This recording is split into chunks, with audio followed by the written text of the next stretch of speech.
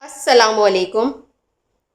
ماہا ملک کا ناول میرے خواب ریزہ ریزہ۔ رملہ نے اسے دیکھا تو اس کے قریب آئی اور معذرت کر کے اس کا ہاتھ گھسیٹ کر اٹھا لے گئی۔ ایک ایک سے اس کا تعارف کروانے لگی۔ یہ مسز سونیا سرفراز ہیں، یہ مسز سہگل، یہ مس روزیہ علی خان، یہ مس علاء، یہ مس فلاں۔ نہ جانے کتنے چہروں سے اس نے زینب کو روشناس کرایا، لیکن زینب کسی سے بھی ٹھیک سے بات تک نہ کر پائی۔ وہ ان سب کے درمیان خود کو بہت حقیر اور کمتر محسوس کر رہی تھی۔ وہ لباس جو کل تک اس کی نظروں میں کافی مہنگا اور دیدہ زیب تھا، اب اس کے دل سے اتر گیا تھا۔ ملبوسات تو در حقیقت وہ تھے جو ان عورتوں نے زیب تن کر رکھے تھے، جن کی قیمتیں اس کے تصور میں نہ سما رہی تھیں۔ وہ ہراساں سی رملہ کے پیچھے پیچھے پھرتی رہی، نہ جانے یوں ہی مختلف چہروں کو تکنے کتنی دیر گزر گئی تھی، اسے اندازہ نہ ہو سکا۔ کھانے کی میز انواع اقسام کے پکوانوں سے سجی ہوئی تھی۔ ان سب کی لائی ہوئی اشیاء تو محض ایک رسم کے طور پر ایک جانب پڑی ہوئی تھیں۔ خود مسز شیخ نے بے پناہ اہتمام کیا ہوا تھا۔ اس کا احساس کمتری اس قدر اوت کر آیا تھا کہ اسے ایک کونے میں پڑے اپنے کبابوں سے بھی شرم محسوس ہو رہی تھی۔ اس کا جی چاہتا تھا اپنا باکس اٹھا کر فی الفور وہاں سے چلی جائے، کہیں کوئی ان کے متعلق استفسار نہ کر لے۔ کم آن زینب، رملہ نے اسے ٹھوکا دیا تھا، کہاں گم ہو؟ کھانے کی جانب تمہارا بالکل دھیان نہیں ہے۔ یہ فرائیڈ چکن ٹیسٹ کرو، تمہیں پسند آئے گی۔ مسز شیخ کا کوک کمال کے کھانے بناتا ہے۔ وہ اس کی پلیٹ میں چکن پیس ڈال گئی۔ زینب بے دلی سے ٹھونگے دیتی رہی۔ تمام خواتین پلیٹیں بھرے پیپسی اور اسپرائٹ کے ٹھنڈے گھونٹوں سے بڑے بڑے لقمے اپنے اندر اتار رہی تھیں۔ مختلف موضوعات پر اظہار خیال ہو رہا تھا، کہے لگ رہے تھے۔ زینب خود کو اس ماحول سے بالکل علیحدہ کیے بیٹھی رہی۔ وہ اپنے وہاں چلے آنے پر شرمندہ تھی۔ اسے رملہ سے شکایت تھی۔ اسے کم از کم زینب کو بتانا چاہیے تھا کہ وہاں کس قسم کی، کس کلاس سے تعلق رکھنے والی خواتین ہوں گی۔ اور رملہ جان، کسی عورت نے یکایک اس کی توجہ اپنی جانب مضبول کرا لی تھی۔ یہ اپنے میر صاحب کہاں ہوتے ہیں آج کل؟ کسی دیوان میں ڈھونڈیے۔ برجستہ جواب آیا تھا۔ ایک کہکہا پڑا۔ سب سے نمایاں کہکہا خود اسی عورت کی آواز تھی۔ اسے رملہ نے غالباً مسز روزینہ کے نام سے متعارف کروایا تھا، یا مسز شیر افغن تھیں، زینب کو یاد نہ آیا۔ دیکھو، یوں چھپا چھپا کر نہ رکھا کرو انہیں، تم نے تو انہیں پرسنل پراپرٹی سمجھا ہوا ہے۔ وہ شکوے سے بولی۔ اچھا چلو بکواس مت کرو، رملہ نے اسے جھڑک دیا۔ دیکھو بریانی میں مسالہ کتنا تیز ہے۔ وہ سب کی سب پھر ہنس دی تھیں۔ زینب کی نگاہ دیوار کی گھڑی پر پڑی اور پھر ہٹنا بھول گئی۔ اس کا دل تیزی سے دھڑکنے لگا۔ گھڑی کی سوئیاں 11 بجا رہی تھیں۔ وہ بے حد پریشان ہو کر خوش گپیوں میں مصروف ان خوش باش عورتوں کو دیکھنے لگی۔ 11:15 کا وقت تھا جب وہ دونوں گاڑی کی سمت بڑھ رہی تھیں۔ رملہ بے حد خوشگوار موڈ میں تھی۔ کی رنگ انگلی میں گھماتے ہوئے وہ کسی گانے کے بول گنگنا رہی تھی۔ اسے زینب کی پریشانی کا رتی برابر احساس نہ تھا۔ میں نہ کہتی تھی زینب جان، وہ گاڑی میں بیٹھ کر بولی تھی، ایسی پارٹی ہوتی ہے کہ مزہ آ جاتا ہے، مہینے بھر کے لیے موڈ خوشگوار ہو جاتا ہے۔ آج سے پہلے کبھی ایسی کسی گیٹ ٹوگیدر میں شرکت کی ہے تم نے؟ کھانا کیا لاجواب تھا۔ مسز شیخ کا کوک زندہ باد۔ قسم سے میرا جی اپنی انگلیاں چبا لینے کو کر رہا تھا۔ رملہ، بہت دیر ہو گئی ہے۔ پریشانی کے عالم میں اس کی آواز سرگوشی سے زیادہ نہ نکلی تھی۔ ہاں دیر تو ہو گئی ہے، اس نے اعتراف کیا۔ آج گفتگو ہی اتنے مزے کی رہی، میرا تو اٹھنے کا دل ہی نہیں کرتا تھا۔ خیر، گھر جا کر سونا ہی تو ہے۔ وہ گاڑی مین روڈ پر لے آئی تھی، اور یہ ٹریفک دیکھو تم، یہ سب لوگ بھی تو اپنے اپنے گھروں سے نکلے ہوئے ہیں۔ کون سی رات بیت چلی ہے؟ میرا مسئلہ دوسرا ہے، وہ فکر مندی سے بولی۔ میں احسن سے پوچھے بغیر ہی چلی آئی تھی۔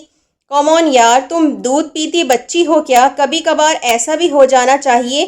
میاں بیوی کو ہر وقت ہی ایک دوسرے کے سر پر سوار نہیں رہنا چاہیے۔ وہ اس کی بات سنجیدگی سے بالکل نہیں لے رہی تھی۔ ہاتھ بڑھا کر اس نے کیسٹ پلیئر بھی آن کر دیا اور گاڑی میں یک لخت گونج اٹھنے والے گانے کے بول خود بھی گنگنانے لگی۔ گیت کے شوخ بولوں سے زینب کی ٹینشن بھی کچھ کم ہو گئی۔ پھر سڑک پر ٹریفک کا رش دیکھ کر اس کے دل کو بھی ڈھارس سی ہونے لگی۔ واقعی ابھی تو شہر میں رات اپنے جوبن پر آئی تھی۔ کچھ بولو نہ زینی، رملہ آواز کم کرتے ہوئے بولی، راستہ کیسے کٹے گا؟ کیا تم نے پارٹی کو انجوائے نہیں کیا؟ وہ بے دلی سے بولی، اچھی تھی، دراصل مجھے اندازہ نہ تھا کہ تم مجھے اتنے امیر کبیر لوگوں کے درمیان لے جا کر بٹھا دو گی، میں پزل ہو گئی تھی۔ So what? رملہ حیرانی سے بولی، اس سے کیا فرق پڑتا ہے؟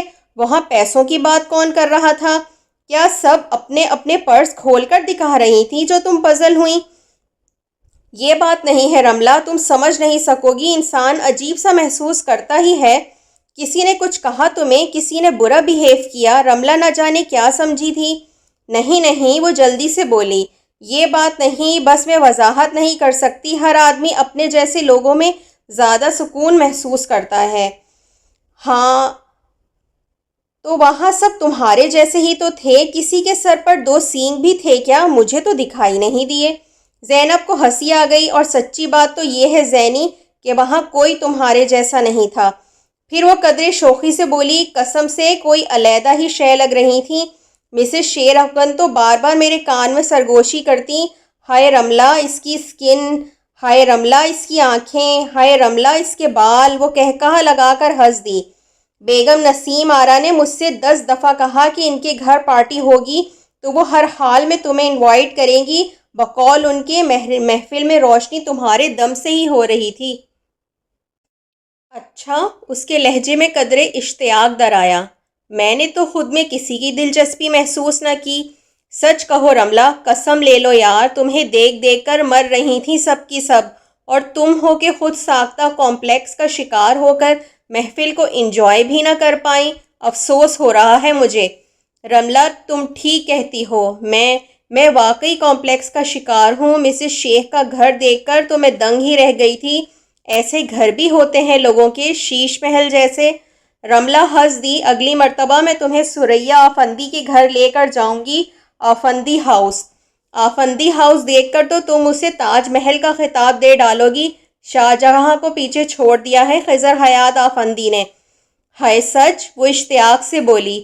کیا کرتے ہیں وہ؟ مشہور اسمگلر ہیں۔ رملہ نے زبردست کہا لگایا تھا، ایسے تاج محل شاہ جہاں کے بعد تو اب اسمگلر ہی بنا سکتے ہیں، کالے دھن سے سفید اجلے محل کھڑے کر لیتے ہیں راتوں رات۔ میرا جی چاہتا ہے رملہ اتنا امیر بننے کو۔ وہ خواب کے سے عالم میں بولی تھی، کیسا اعتماد آ جاتا ہے نا انسان میں، کیسا غرور، کیسا تنتنا۔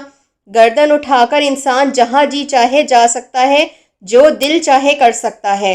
رملہ نے مسکرا کر ایک نگاہ اس پر ڈالی تھی، تو پھر کرنی تھی نا کسی شیر افغان یا خضر حیات آفندی سے شادی۔ یہ احسن صاحب کہاں سے ٹکرا گئے تمہیں؟ زینب گہری سانس بھر کر کچھ سوچنے لگی تھی، اپنے خوابوں سے ٹکرا کر وہ ایک مرتبہ پھر احسن تک پہنچ گئی تھی۔ رملہ نے اسے گھر کے دروازے کے سامنے اتارا تھا، پھر گاڑی بڑھا لے گئی تھی۔ زینب تھکی ماندی بکھری سوجوں کا مجمع کرتی دروازے تک پہنچی ہی تھی کہ دروازہ کھل گیا۔ سرخ بوجھل آنکھیں اور بے تاثر چہرہ لیے احسن اس کے سامنے تھا۔ زینب کو چند لمحوں تک گھورتے رہنے کے بعد اس نے ذرا سا ہٹ کر اسے اندر آنے کا راستہ دیا۔ وہ دھک دھک کرتے دل کے ساتھ بظاہر بے نیاز بنی اندر چلی آئی۔ کبابوں کا خالی ڈبہ میز پر رکھ کر اس نے سینڈلیں اتاریں، پھر ایک نگاہ گھڑی پر ڈالی، 12:30 کا وقت تھا۔ جلدی جلدی کرتے بھی اتنی دیر ہو گئی۔ اس نے وضاحت کرنے والے انداز میں کہا تھا، آدھا پونے گھنٹے کا تو رستہ ہی تھا۔ کس سے پوچھ کر گئی تھی تم؟ اس کا انداز حد درجہ سرد اور اجنبی تھا۔ جی؟ وہ چونکی۔ میں نے پوچھا ہے کس کی اجازت سے گئی تھی تم؟ میں نے غالباً تمہیں جانے سے صاف صاف منع کیا تھا۔ میں نے رات کو آپ سے پوچھا تھا۔ وہ اٹکنے لگی۔ آپ نیند میں تھے، آپ نے اجازت دے دی تھی۔ اس نے جھوٹ کا سہارا لینے کی کوشش کی۔ بکواس مت کرو زینب، وہ یک لک ہی دھاڑا تھا۔ میں نہ جاگتے میں تمہیں اجازت دی تھی، نہ نیند میں۔ اجازت کیا رٹ لگا لی ہے آپ نے؟ میں کوئی دودھ پیتی بچی ہوں جو ہر جگہ آپ کی اجازت سے جاؤں؟ زینب کا پارا بھی یکدم 7ویں آسمان پر جا پہنچا۔ کسی غلط جگہ تو نہیں گئی تھی میں؟ عورتوں کی ایک محفل تھی، اگر بغیر اجازت چلی بھی گئی تو کیا آسمان آ گرا سر پر، قیامت ٹوٹ پڑی؟ معمولی باتوں کو ایشو بنا کر جھگڑنے کی عادت پڑ گئی ہے احسن آپ کو۔ عورتوں کی محفل، اس نے دانت پیسے، یہ وقت ہے عورتوں کی محفل اٹینڈ کرنے کا؟ یہ شریف عورتوں کے گھر لوٹنے کا وقت ہے؟ مطلب کیا ہے آخر آپ کا؟ وہ چیخ پڑی۔ میں شریف نہیں ہوں، با کردار نہیں ہوں، مجھے آپ سے اس ذہنیت کی امید نہیں تھی احسن۔ اس کی سانسیں منتشر ہو گئیں، ہاتھ کانپنے لگے۔ امید امید کی بات کرتی ہو زینب؟ تم نے تو میری ہر امید پر پانی پھیر دیا ہے۔ وہ زہر خون لہجے میں بولا تھا۔ کیا کیا خواب دیکھے تھے میں نے؟ ایک نیک سیرت، گھر اور شوہر سے محبت کرنے والی بیوی چاہی تھی، جسے ہر شے سے زیادہ اپنے شوہر کی خوشی عزیز ہو، جسے اپنے گھر اور گھر کے سکون سے محبت کی عادت ہو، جو ہر حال میں نبھانا اور صبر شکر کرنا جانتی ہو۔ لیکن تم محض اپنی خواہشات کی گرد گھومتی اپنے خوابوں کی قید میں ہو۔ تمہیں گھر نہیں، محض اپنی ذات عزیز ہے۔ تمہیں شوہر کے آرام اور اس کی خوشی سے کوئی غرض نہیں، محض اپنی ذات، اس کی ضروریات، اس کی خواہشات، اس کی ترجیحات۔ یہی تمہارا کل ہے زینب بی بی۔ وہ پھٹی پھٹی آنکھوں سے اسے دیکھتی رہ گئی۔ یہ احسن، یہ تانے دیتا، تیر برساتا احسن کتنا مختلف تھا اس احسن سے جو کبھی اس سے شادی کی خواہش دل میں سجائے دیوانہ وار اس کے گھر کے چکر لگایا کرتا تھا، جسے صرف اور صرف زینب شاہ کو حاصل کرنے کی تمنا تھی اور اس کے آگے اس کی سوچ نہ جایا کرتی تھی۔ جس نے اسے کیا کیا خواب دکھائے تھے، اس کی ہر خواہش پوری کرنے، ہر خواب کی تعبیر دینے کا عزم کیا تھا۔ نیک سیرت، گھر اور شوہر سے محبت کرنے والی بیوی چاہتے تھے آپ؟ وہ پھنکاری۔ اور میں بد سیرت ہوں؟ احسن صاحب، آپ تھے اس قابل کہ میں آپ سے شادی کرتی؟ بھیک تھی رشتوں کی، میری عمر ڈھل رہی تھی، میرا شباب مان پڑ رہا تھا، جو تم نے مجھ سے شادی کر کے مجھ پر کچھ احسان کیا؟ میں نے احسان کیا تم پر، میں نے؟ تم میرے دیوانے بنے تھے، تم نے اپنا خالی دامن پھیلایا تھا میرے آگے، اپنا قیمتی وجود میں نے تمہاری ہتھیلی پر سجا دیا۔ آج مجھ میں کیڑے نظر آ رہے ہیں تمہیں؟ غلط تھا میں، وہ شکست خوردہ انداز میں بولا۔ غلط تھی میری سوچ، سر ورق سے متاثر ہو کر کتاب خرید لی تھی میں نے۔ ایک سطحی سوچ کی عکاس تحریر کے سوا کچھ نہ نکلا۔ مجھے اعتراف ہے مجھ سے غلطی ہوئی۔ زینب کا دل چاہا دیواروں سے ٹکرے مارے، خود پر اس پر تھپڑوں کی بارش کر ڈالے، اتنا چیخے کہ ہر گھر سے لوگ نکل آئیں۔ اس قدر تذلیل، اتنی توہین کا تو اس نے کبھی تصور بھی نہ کیا تھا۔ ایک بد سلیقہ، بے ڈھنگی پھوڑ عورت، یہی تعریف ہے تمہاری؟ غلط تھے وہ الفاظ جو آج تک تمہاری مداح میں کہتا رہا۔ ہم مرد عورت کا چہرہ دیکھتے ہیں، اس کی سوچ کو پڑھنے کی ضرورت ہی محسوس نہیں کرتے۔ اس کے ہاتھوں کی بناوٹ اور رنگت کے قصیدے پڑھتے ہیں، یہ جاننے کی زحمت کیے بغیر کہ آیا یہ ہاتھ زندگی کی ڈور الجھا تو نہ دیں گے۔ صد حیف تف ہے مجھ پر، اور مجھ سمیت ایسے تمام مردوں پر۔ وہ کمزور لہجے اور مدھم آواز میں جیسے خود کلامی کر کے اپنے کمرے میں چلا گیا تھا۔ وہ گرنے والے انداز میں صوفے پر بیٹھ گئی تھی۔ یہ الفاظ، یہ پگھلا ہوا سیسا بھی منتظر تھا اس کے کانوں کو۔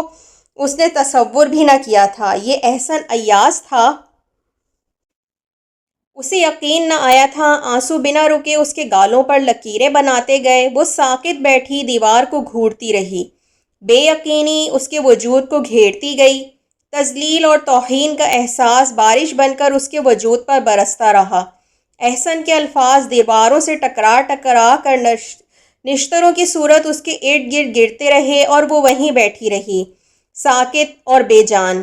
اسی حالت میں اس نے اپنے اندر درد کی لہروں کو امنڈتے ہوئے محسوس کیا، سانسوں کو منتشر ہوتے ہوئے دیکھا، اپنی کراہوں کو سنا، لیکن وہ اپنی جگہ سے ایک انچ نہ ہلی۔ اس کے مساموں سے پسینہ پھوٹ نکلا تھا۔ درد اس شدت سے ہونے لگا تھا جیسے جان نکل کر ہی دم لے گا۔ پھر بھی اس نے احسن کو نہ پکارا۔ وہ اس وقت اس کی صورت دیکھنے کی روادار نہ تھی۔ اس کا رتی برابر احسان اپنے سر لینا نہ چاہتی تھی۔ وہیں صوفے پر بیٹھے بیٹھے وہ تھوڑی تھوڑی دیر بعد اپنے اندر اٹھتے اس درد کے طوفان کو برداشت کرتی رہی۔ وہیں بیٹھے بیٹھے اس نے پوری رات بتا دی تھی۔ اس کا وجود جیسے پتھر کا ہو گیا تھا۔ اسے لگ رہا تھا وہ اٹھنا چاہے گی تو اٹھ نہیں پائے گی، بولنا چاہے گی تو زبان ہلنے سے انکاری ہو جائے گی۔ اسے لگ رہا تھا وہ ساری عمر یوں ہی بیٹھی اس درد کا مقابلہ کرتی رہے گی۔ صبح 8 بجے احسن نے کمرے کا دروازہ کھولا تھا۔ اس پر نگاہ ڈالے بغیر وہ کچن میں گیا تھا۔ وہاں سے پانی کا گلاس پی کر وہ اس کی جانب دیکھے بغیر گھر سے نکل گیا تھا۔ اس کے گھر سے نکلتے ہی زینب کے کراہوں کو رستہ مل گیا، اس کی آہیں آزاد ہونے لگیں، اس کے آنسو ایک مرتبہ پھر روانی سے بہنے لگے۔ 9 بجے جمیلہ گھر میں داخل ہوئی تو وہ چیخیں مار مار کر رو رہی تھی۔ Jeenu be be, Jeenu be be, وہ بری طرح گھبرائی ہوئی اس کے قریب آئی۔ کیا ہوا ہے جی؟ جمیلہ، اس نے بمشکل اپنی سانسوں اور کراہوں پر قابو پایا تھا۔ رملہ کو بلا کر لاؤ، کہنا گاڑی لے کر آئیں، مجھے ہسپتال جانا ہے، جلدی کرو۔ ہر چند کہ اس نے رملہ کو سختی سے منع کیا تھا، لیکن رملہ نہ جانے کس وقت جا کر احسن کو فون کر آئی تھی۔ وہ دوپہر کا وقت تھا جب وہ ہسپتال کا روم نمبر 7 میں داخل ہوا تھا۔ سفید چادر سینے تک پھیلائے تکیوں کے سہارے وہ ساکت بیٹھی ہوئی تھی۔ اس نے ایک نظر اسے کمرے میں داخل ہوتے ہوئے دیکھا، پھر نگاہ کا زاویہ بدل لیا۔ وہ کرسی کھینچ کر اس کے مقابل آ بیٹھا تھا۔ کافی دیر تک جب وہ اسی انداز میں بیٹھی رہی تو وہ دوسری کرسی پر بیٹھی رملہ کی جانب متوجہ ہو گیا۔ کیا ہوا تھا؟ اس کی مدھم آواز اور لہجہ سپاٹ تھا۔ ڈاکٹر کہتی ہیں ہم نے آنے میں دیر کی، حالانکہ زینب نے مجھے جس وقت کہلوایا میں لمحہ بھر کی تاخیر کیے بغیر گھر سے نکل آئی تھی۔ یہاں تک آنے میں نصف گھنٹہ لگا ہوگا، بس اتنی تاخیر ہوئی ہے۔ وہ افسردہ لہجے میں کہہ رہی تھی۔ میرا خیال ہے اس کی طبیعت رات بھر خراب رہی ہے۔ کیا اس نے آپ سے کچھ نہیں کہا؟ وہ کتنی دیر تک خاموش رہ کر خود پر کنٹرول حاصل کرنے کی کوشش کرتا رہا تھا، پھر جب بولا تو اس کی آواز بھرائی ہوئی تھی۔ رات تو اس نے بہت کچھ کہا تھا، بس یہی نہیں کہا کہ اس کی طبیعت خراب ہے۔ آپ ہاسپٹل والوں سے بچے کی لاش وصول کر لیں۔ رملہ نظریں چرا کر بے حد دھیرے سے بولی تھی۔ لڑکا ہوا تھا۔ ایک بے حد گہری سانس اس کے سینے سے نکلی تھی، پھر وہ اٹھ کر تیزی سے کمرے سے نکل گیا۔ رملہ کچھ دیر اداسی سے اپنی جگہ پر بیٹھی رہی تھی، پھر اٹھ کر اس کے قریب چلی آئی۔ زینی، کچھ کھا لو، سوپ پی لو۔ اس نے دھیرے سے نفی میں سر ہلا دیا۔ تمہارے اندر کمزوری گھر کر لے گی، ضد مت کرو، تھوڑا سا سوپ پی لو۔ رملہ، اس نے لرزتی ہوئی کانپتی ہوئی آواز نکالی تھی، مجھے تنگ مت کرو پلیز۔ آنکھیں بند کر کے اس نے تکیے پر سر ڈال دیا۔ آنسو بند پلکوں سے راستہ ڈھونڈ کر نکل آئے تھے۔ دوسرے دن وہ گھر چلی آئی تھی۔ رملہ اسے اپنی گاڑی میں لے کر آئی تھی۔ احسن ہاسپٹل کے بلوں کی ادائیگی کے بعد کسی ضروری کام کا کہہ کر چابیاں رملہ کو دے گیا تھا۔ تالا کھول کر وہ اندر داخل ہوئی تو اسے پورے گھر میں ایک عجیب سا سناٹا بکھرا ہوا محسوس ہوا، لیکن اس سے کہیں گہرا سناٹا اس کو اپنے وجود کے اندر بول رہا تھا، تم آرام کرو، میں تمہارے لیے کچھ کھانے کا بندوبست کرتی ہوں، کل سے تم نے کچھ کھایا نہیں ہے۔ وہ ہمدردی سے کہہ کر کچن کی جانب چلی گئی تھی۔ وہ خاموشی سے لیٹ کر دھیرے دھیرے گھومتے پنکھے کو دیکھنے لگی۔ ذہن بالکل خالی تھا، ہٹ سوچ سے آری۔ وہ خود بھی کچھ سوچنا چاہتی تھی۔ چھت اور دیواروں کو تکنے کے بعد اس نے آنکھیں موند لیں۔ اس طرح لیٹے لیٹے اسے نیند آ گئی تھی۔ نہ جانے وہ کتنی دیر سوتی رہی، پھر باہر ہونے والی باتوں کی آواز پر اس کی آنکھ کھل گئی۔ خالی اس ذہنی کے عالم میں وہ کچھ دیر تک یوں ہی پڑے چھت کو گھورتی رہی، پھر الفاظ اس کے ذہن کی گرفت میں آنے لگے۔ وہ رملہ کی آواز تھی، اسے آپ کی ہمدردی اور محبت کی ضرورت ہے۔ اس وقت اس کی جو حالت ہے، اپنی اس حالت کی وہ خود ذمہ دار ہے۔ احسن کی سپاٹ آواز نے اس کی بات کاٹ دی۔ اس نے نہ صرف خود کو بلکہ مجھے بھی ناقابل تلافی نقصان پہنچایا ہے۔ میں نے جو ڈاکٹر سے ساری تفصیل پوچھی ہے، اگر ہم وقت پر ہسپتال پہنچ جاتے تو بچے کی جان بچ سکتی تھی۔ اس نے ذرا سی ضد کی خاطر اپنے بچے کی جان لے لی۔ اس کی آواز بھرا گئی تھی، گلا رون گیا تھا۔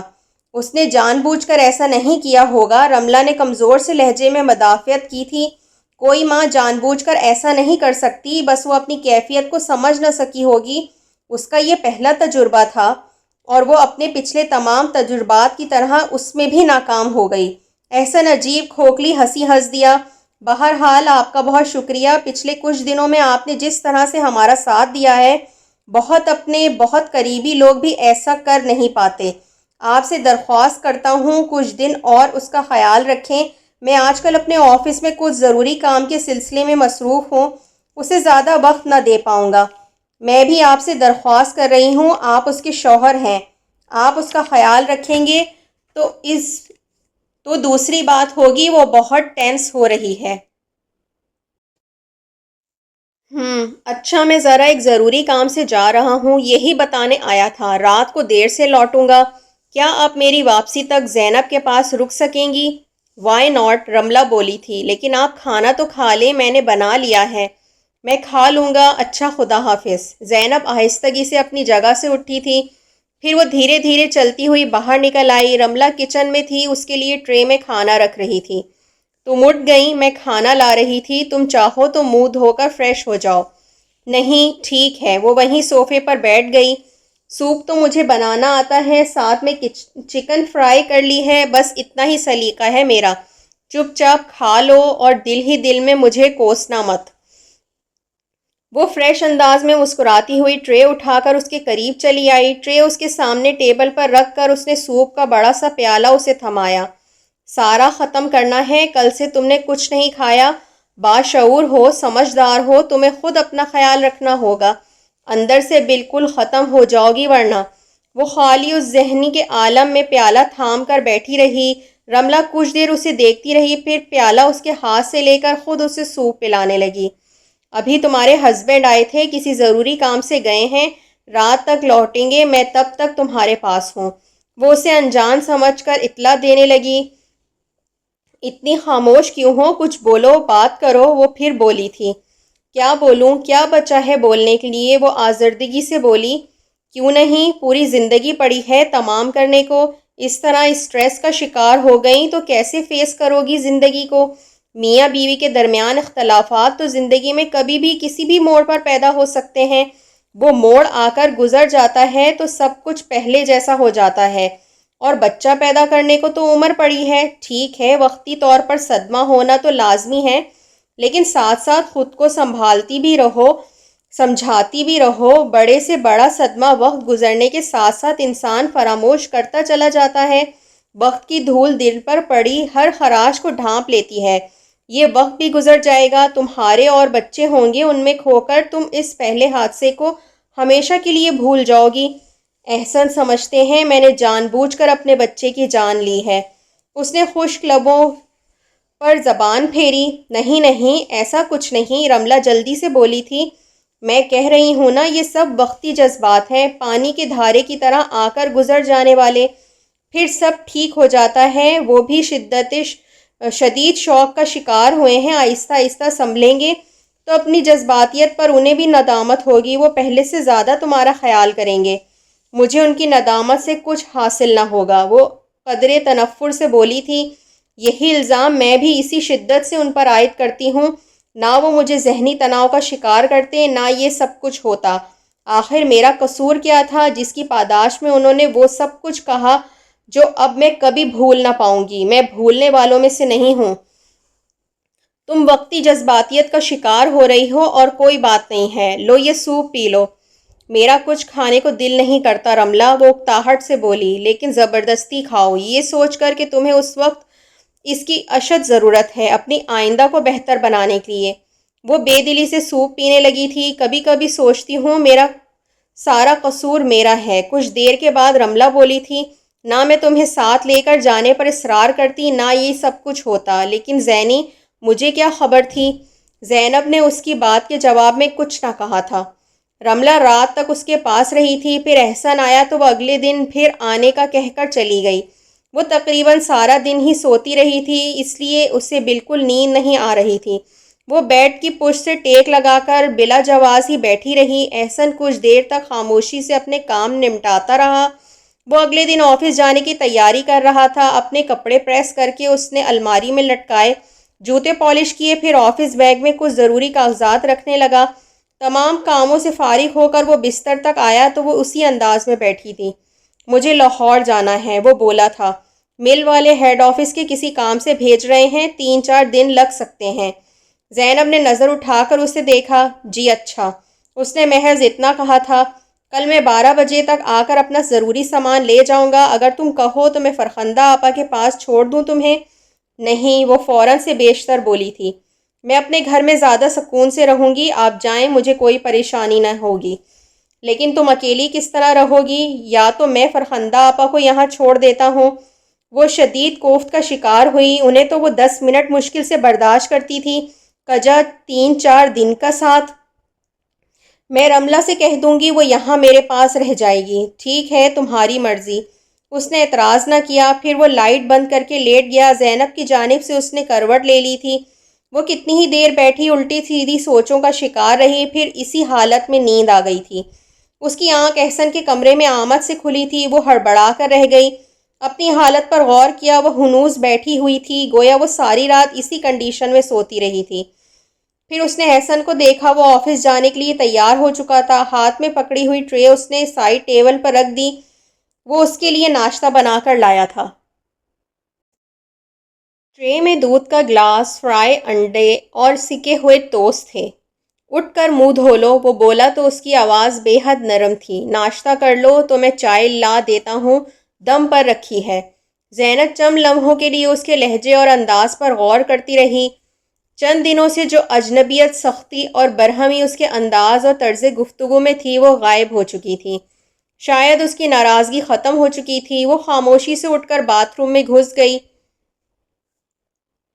لائٹ جلا کر اس نے واش بیسن کے اوپر لگے ہوئے آئینے میں اپنی صورت دیکھی تو اسے دھچکا لگا۔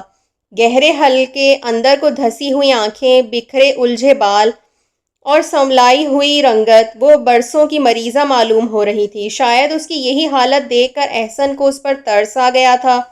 وہ باہر نکلی تو احسن کمرے میں نہ تھا۔ وہ چپ چاپ ٹرے کے سامنے آ کر بیٹھ گئی اور ناشتہ کرنے لگی۔ آج اسے کتنے دنوں کے بعد بھوک محسوس ہوئی تھی۔ وہ ہر چیز کھاتی چلی گئی۔ ٹرے خالی کر کے وہ ہاتھ دھونے کے لیے دوبارہ باتھ روم میں گئی۔ باہر نکلی تو وہ اس کے لیے چائے کا کپ لے آیا تھا۔ چائے پی لو، میں آفس چلتا ہوں۔ اس نے ریسٹ واچ پر نظر ڈالی۔ آپ نے ناشتہ کر لیا؟ اس نے آہستگی سے پوچھا۔ ہاں، چائے ادھر ہی پیوں گا۔ وہ چند لمحوں کے لیے کھڑا رہا۔ تمہاری طبیعت کیسی ہے؟ پھر اس نے پوچھا تھا۔ زینب کی آنکھیں گیلی ہو گئیں۔ بہت جلدی خیال آیا، وہ کہے بنا نہ رہ سکی۔ جو کچھ بھی ہوا مجھے برداشت کرنا مشکل ہو گیا تھا، وہ کہہ رہا تھا، لیکن بہرحال ہمیں آئندہ کے لیے اپنے اپنے رویوں کی سمت متعین کرنی ہوگی۔ غور کرنا زینی، جو کچھ میں کہہ رہا ہوں، اب تک جو نقصان ہو چکا ہے وہ ہر چند کے بہت ہے، پھر بھی دیکھا جائے تو ابھی کچھ نہیں بگڑا۔ بس ذرا سی محبت اور دلوں میں وسعت کی ضرورت ہے۔ محبت اعلیٰ ظرف ہوتی ہے اور اتنا تو طے ہے نا کہ ہمیں ایک دوسرے سے محبت ہے۔ اس نے قریب آ کر دھیرے سے اس کا گال چھوا۔ چلتا ہوں، رملہ کو جلد بلوا لینا۔ وہ باہر نکل گیا تھا۔ زینب چائے پینے کے دوران اس کے الفاظ پر غور کرتی رہی۔ چائے کا کپ ٹیبل پر رکھتے ہوئے اس نے لاشعوری طور پر اپنے دل کو ٹٹولا۔ نہ جانے کیوں وہ احسن کی طرف سے اب تک پتھر کا ہو رہا تھا۔ 9 بجے کے قریب جمیلہ آ گئی تھی۔ زینب کو گھر پر دیکھ کر وہ بہت خوش ہوئی۔ 2 دن سے آتی رہی ہوں، گھر پر تالا ڈلا ہوا تھا، اس نے بتایا۔ ہاں، ہاسپٹل سے کل شام ہی واپسی ہوئی تھی، زینب نے مختصراً کہا۔ مجھے تو آپ کا بہت دکھ ہے جی۔ وہ افسردہ سی ہو گئی۔ بس اللہ کے کاموں کو اللہ ہی جانتا ہے۔ زینب خاموش ہی رہی۔ اب آپ کی طبیعت کیسی ہے جی؟ میں ٹھیک ہوں بالکل۔ جمیلہ، ایسا کرو، جا کر رملہ بی بی کو بلا لاؤ، کہنا بی بی اکیلی ہیں۔ اچھا جی۔ وہ اسی وقت اٹھ کر رملہ کو بلانے چل دی۔ زینب پسماردگی کے سے عالم میں بیٹھی اپنی زندگی میں در آنے والے حادثے پر غور کرتی رہی۔ ڈور بیل کی آواز نے اسے یکایک اس کے خیالات سے کھینچ نکالا تھا۔ جمیلہ دروازہ کھلا ہی چھوڑ گئی تھی، پھر بیل بجانے والا کون ہو سکتا تھا؟ وہ یہی سوچتی ہوئی دروازے تک پہنچی تھی۔ باہر کوریئر سروس کا کارندہ کھڑا ہوا تھا۔ مسز زینب شاہ؟ اس نے استفسار کیا۔ میں ہی ہوں، وہ قدرے حیرانی سے بولی۔ یہاں سائن کر دیں۔ اس نے رسید آگے کر دی۔ اس سے مطلوبہ جگہ پر سائن کروا کر وہ اسے سفید پھولوں کا خوبصورت سا بکے تھما گیا۔ وہ حیران پریشان سی بکے لیے اندر چلی آئی۔ پھول بے حد خوبصورت تھے اور ان کی خوشبو جادو اثر، لیکن کس نے بھیجے تھے؟ اس کی نگاہ پھولوں کے درمیان میں رکھے چھوٹے سے کارڈ پر گئی۔ 2 انگلیوں کے درمیان دبا کر اس نے کارڈ نکالا اور کھول کر دیکھا۔ گیٹ ویل سون کے الفاظ جھلملا رہے تھے۔ زینب کا دل دھڑکنے لگا۔ کارڈ پر ایک بار پھر کسی کا نام نہیں تھا، لیکن اس بار وہ الجھی نہیں۔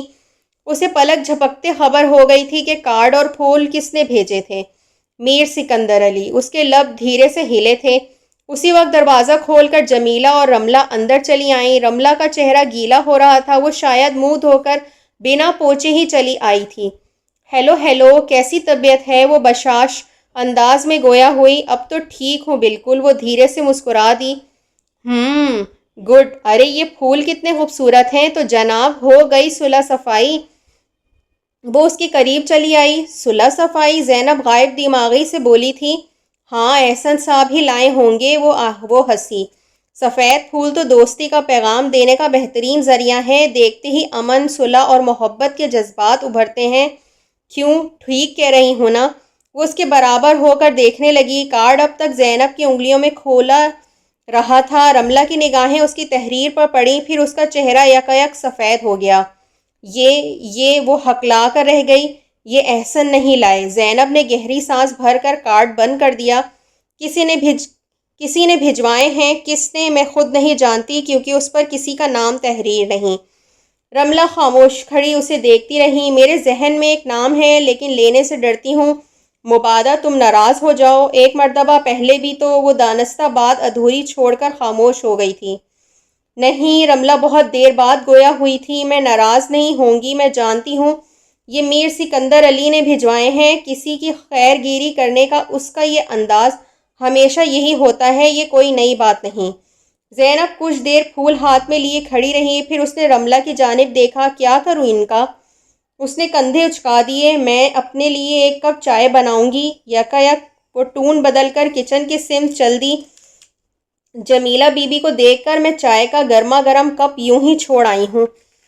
اس کے کچن میں چلے جانے کے بعد زینب آہستہ آہستہ چلتی ہوئی بیڈ روم میں آئی۔ تھوڑی دیر تک کھڑی وہ پورے کمرے کا جائزہ لیتی رہی، پھر اس نے پھول اپنے سائڈ ٹیبل پر رکھ دیے تھے۔